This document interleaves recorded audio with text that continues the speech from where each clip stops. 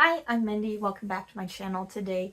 I'm here to wrap up December 2024, the end of the year, and in the last half of December, I read 5 books, and I read an additional 3 books in the beginning of the month. If you'd like to know more about what I thought of those books, I will have my first half of the month wrap up linked down in the description, and for the whole month, I read 8 books. I read 1,610 pages and listened to 63.98 hours of audio. And the 1,610 pages is a couple thousand pages less than I was hoping to read. So I ended up a couple thousand pages short of my yearly page goal of 30,000 pages. Yeah, I ended up at 28,000 something. But I knew I was probably not going to make that goal. December is a busy time and I'm a busy girl. At the end of the year, so much to do. Get a lot more audio listened to than pages read. But I read some amazing books, and I'm going to tell you about them. In the second half of December, the first book that I finished was All the White Spaces by Allie Wilkes, which I gave 4.25 stars, and this is a horror novel taking place in the Arctic, and it's kind of a historical horror novel about this expedition to the Arctic, and I noticed some very historically accurate elements to those kind of expeditions in that time period. The cold, the snow, the isolation was described very, very well, and it was a creepy story and very harrowing. I really love the main character, who is a trans man who sneaks on to this expedition in order to go on this expedition that her brothers wanted to go on before they died in the war. And it's just very, very interesting story with this main character. And a lot of the crewmen have very interesting stories as well that they go into. There was some supernatural things in it, but for the most part, the story is about the people and their stories and this really terrible situation that they're in, being stuck in such a frozen place and trying to survive. The next book I finish is a very tiny novella that I decided to read on Christmas Day because I wanted something Christmassy. And that is Lucky Girl, How I Became a Horror Writer, a Krampus Story by M. Rickert. It is a tiny one. I read it all on Christmas Day. Luckily, I had a nice, relaxing Christmas day at home. Just my husband, my cats, and I. We met with my family later on. But I don't know that there's not actually Krampus in this story, or very little Krampus in this story, but it's about a party where a bunch of people get together for Christmas and they tell spooky stories, and one of the stories is a Krampus story that ends up having more happens after this story tied to Krampus and this story. Anyway, it's hard to explain. I thought it was quick read, perfect to read for the holiday, and was pretty good despite the lack of actual Krampusness. Lucky girl. Then I finished a book I was reading all month because it's a big boy. And it ended up being my favorite read of the month. And that is Children of Time by Adrian Tchaikovsky. And this is a science fiction book, the start of a trilogy that I need to read soon. And it is about humans terraforming this planet, and they have hopes of speeding up evolution. They have a substance that will speed up evolution, and they're putting these animals on there to evolve, and things don't go quite as planned. And then there's another story many years later of an Ark ship with a bunch of humans on it, and this is the last hope of the human race, and they're trying to find somewhere to live, and they have their sights set on this beautiful terraformed planet. The cross between these two stories, very interesting. The smartest evolutionary world building you'll ever read. I agree, Peter F. Hamilton. I agree.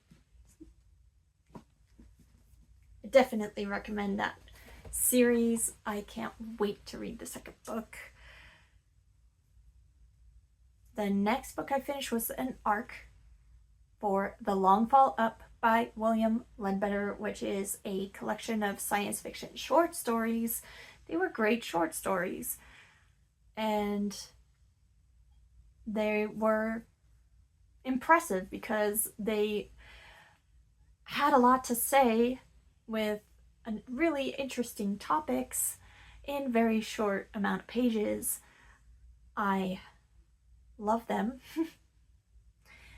There were a wide range of stories. Several were in space, some were on Earth with really interesting new technology, or were like dystopian type situations. There was one story that was not like the others. It was very pulpy seeming and funny. But even though it was very different, I still liked it quite a bit. And I just found the collection really entertaining, and the characters were well developed, especially for how short these stories were. So I'm a fan of The Long Fall Up, and I need to read from William Ledbetter some more. And the last book that I finished in December, I finished on the 31st, and that is Yuletide Frights, Victorian Ghost Stories for Christmas, edited and introduced by William P. Simmons. And I was reading a story every day, and finished it right on time. A couple of the stories took me more than a day, and I started a week late because I was finishing up November reads. But this is one I worked on all month for Ghosts of Christmas Past, Resurrecting a Tradition, where we were reading ghost stories for Christmas, and these were all great for December. Lots of Christmas themes, lots of spooky ghosts. There were some stories that I liked more than others, and so I could say that I'm not a fan of all Victorian ghost stories, but I liked quite a few of these. Some of my favorites were The Tapestry Chamber by Sir Walter Scott, which I talked about in a video already. I'll have that video linked down below, where I talked about the first 4 stories that I read. And that's about a man that stays in this beautiful room decorated with tapestries everywhere, and it's the coziest place, and it should be the height of comfort, but it doesn't end up that way, and he has a horrible night and then tells his tale of the spookiness that occurred the night before.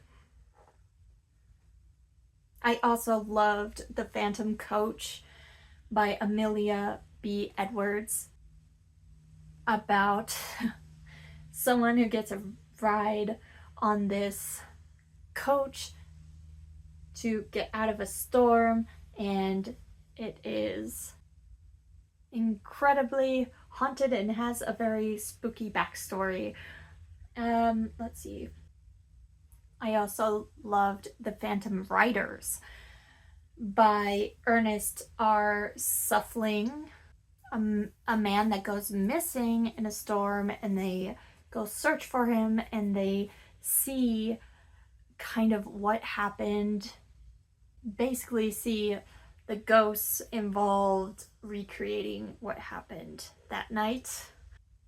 I really like The White Raven by Dick Donovan, which was about a curse where if you see this white raven, then you know that you are going to die soon.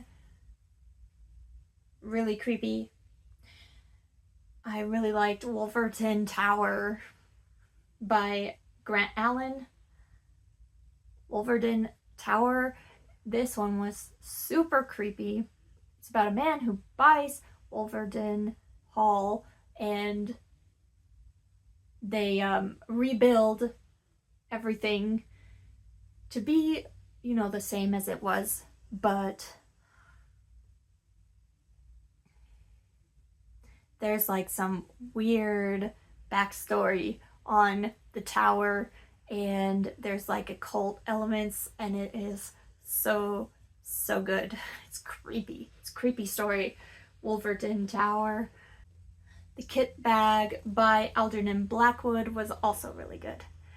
I would probably say not as good as my favorites were Wolverton Tower and The Phantom Coach, but The Kit Bag by Algernon Blackwood was another really good story about a lawyer who is defending this really bad man, and he gets sentenced to death, and he's just glad he doesn't have to defend this guy anymore, and he's gonna take this vacation to get his mind off of it, and he borrows a bag to go on this vacation from someone else involved in the case, and it ends up being the murderer's bag.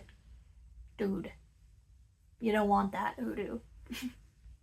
Bad things happen when you have a murderer's bag, apparently.